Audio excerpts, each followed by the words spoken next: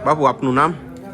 ગુરુ મહારાજને દિયા મહંત રતનગીરી, ગુરુ શ્રી ભૈરવગીરી, ગુરુ આશ્રમ જામનગર, ચૈતન્ય હનુમાન મંદિર. બાપુ આપને આ જે છે પોલિયો બચપણથી જ છે? નાનપણમાં તાવ આવ્યો અને એમાં ઇન્જેક્શન દીધું, એમાંથી પોલિયો થઈ ગયો છે. છતાંય બધા ભ્રમણ તો કરો જ છો? હા, એવો પૂરો આત્મવિશ્વાસ છે, મનનો દ્રઢ વિશ્વાસ છે, હું અપંગ નથી એવું વિચારું છું. ને આ પોતાની બાઇક ઉપર જ આ ત્રણ બધે જાતે બાઇક ઉપર જ બધે, પ્રયાગરાજ છે, કાશી છે, જુનાગઢ છે, બધે. તો આમાં બાઇક ઉપર કઈ રીતે કેટલા દિવસે? એમાં તો પહોંચવામાં તો વાર લાગે ને? પહોંચવા મારા માટે જામનગરથી અહીંયા 4 કલાક.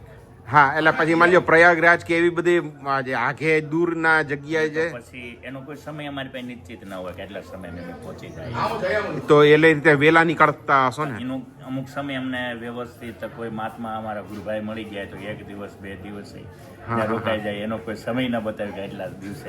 આમાં રસ્તામાં મુશ્કેલી ન પડે? આમાં આટલું બધું લાંબો અંતર આરામ અમુક અમારો નિશ્ચિત કરેલો 150 કિલોમીટર કે 200 કિલોમીટર અથવા કોઈ 50 કિલોમીટર આશ્રમ આવી જાય, મન માની ગયું તો રોકાઈ જાય. હા હા, બરાબર છે. અહીંયા જુનાગઢમાં વર્ષો પહેલા અહીંયા પણ રહેતા?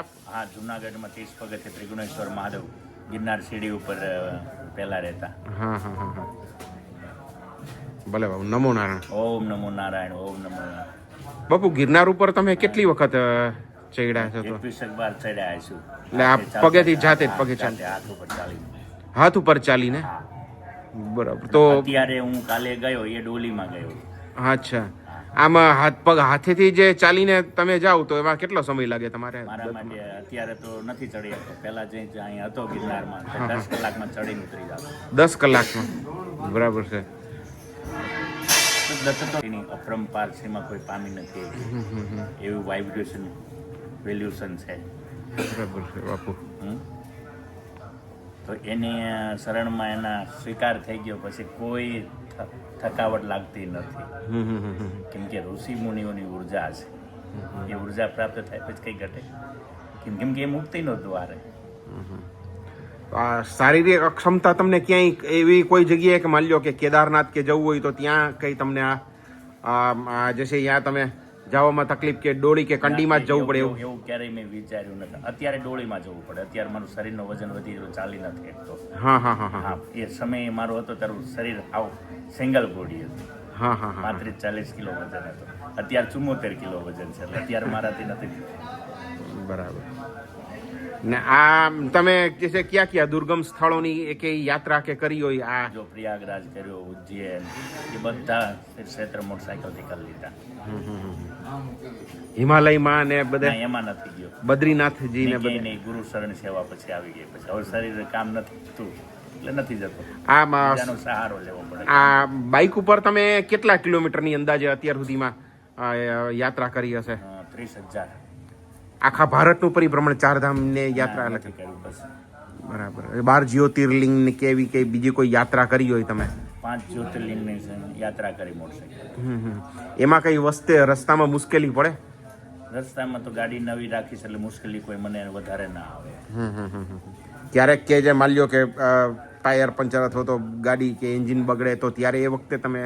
એ જ્યાંથી નીકળું સર્વિસ ગાડીની કમ્પ્લીટ કરાવી જ નીકળું, નહીતર જાતે થોડો અનુભવ પણ છે ગાડી જાતે કરી લેવું.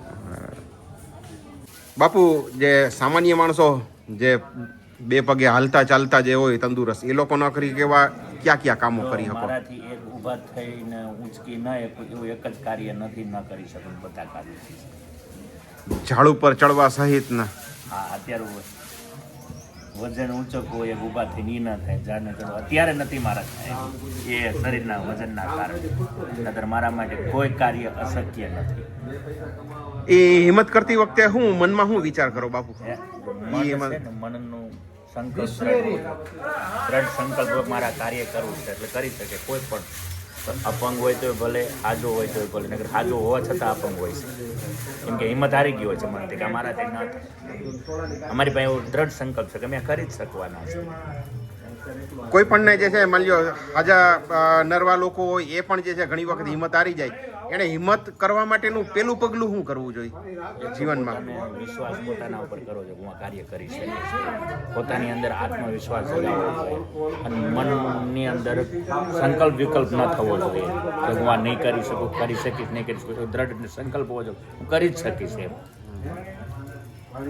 બાપુ જે છે સંકલ્પની અને વિકલ્પ એની અંદર જે માલ્યો એનાથી ફેર શું પડી જાય સંકલ્પ ને વિકલ્પ? છે એ દ્રઢ વિશ્વાસ છે અને તર્ક અને વિતર્ક એ પોતાને મારાથી થશે કે નહીં થાય એ તર્ક વિતર્ક, હું કરી શકીશ કે નહીં કરી, એનું આત્મનોબળ દ્રઢ નથી હોતું, એટલા માટે કરી શકતા નથી. ટાર્ગેટ એક જ હોવો જોઈએ, એક જ ટાર્ગેટ. મારે ધારો કે ગિરનાર દત્તાત્રેય પહોંચવું છે એટલે એક દ્રઢ સંકલ્પ એટલે કોઈ પણ સંજોગે હું પહોંચી શકીશ, પગ ન હોવા છતાં. 1 કલાક 2 કલાક 3 કલાક એમ કરતા કરતા 10 કલાક સુધીમાં વિશ્વાસ પાકો એટલે ગિરનારી ચડાવી દે, એ દ્રઢ સંકલ્પ. કોઈ પણ કાર્યની અંદર જે છે એમ કે વિકલ્પો એ ત્યારે શું હાલત થાય? ત્યારે એની અંદર કેટલાય વિચાર હું કરી શકીશ કે નહીં કરી, હું સફળ થઈશ કે નહીં થાવ, એ જ વિચારો ચાલતા હોય છે.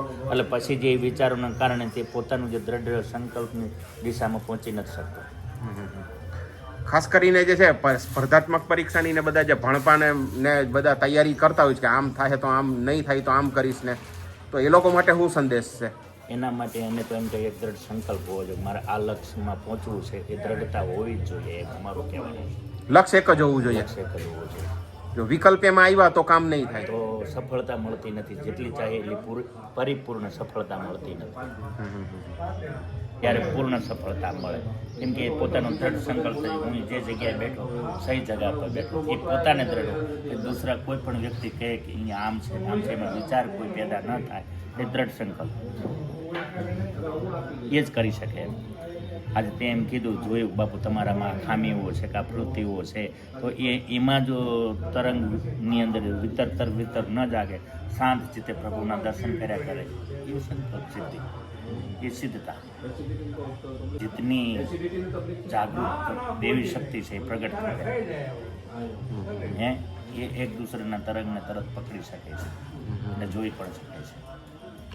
એને આપણે જ્ઞાની પુરુષ કહીએ, જાગૃત પુરુષ કહીએ, જાગૃત સંત કહીએ, હે એ આપણને એની ચેતના દ્વારા સહી દિશામાં લઈ જાય છે, કટાક્ષવાણી કહીને. બાપુ વૈરાગ્યના માર્ગમાં યોગ થી કે એનાથી કેટલું? જો વૈરાગ્યના માર્ગમાં એક વસ્તુ એવી છે, પોતાના પૂર્વ જન્મને આધારિત પછી એનો સંગત, જેવી સંગતિ એવી એની વિચારધારા અંદર એની વૈરાગ્ય પ્રગટ થાય. શું થાય? જેની વિચારધારા એને અનુસંધાન લક્ષ્ય બંધાય, એનું કર્મ પ્રારબ્ધ ઘડાય છે, બને છે. તમે જેવાનો સંગ કરો એવી વિચારધારા પેદા થાય છે, જેવું અન્ન ખાઓ એવા વિચારો પેદા થાય છે. એટલે કીધું સત્વ છે એ વૈરાગની તરફ લઈ જાય છે, હે, અને તમો ગુણ છે એ કામનાઓ તરફ લઈ જાય છે.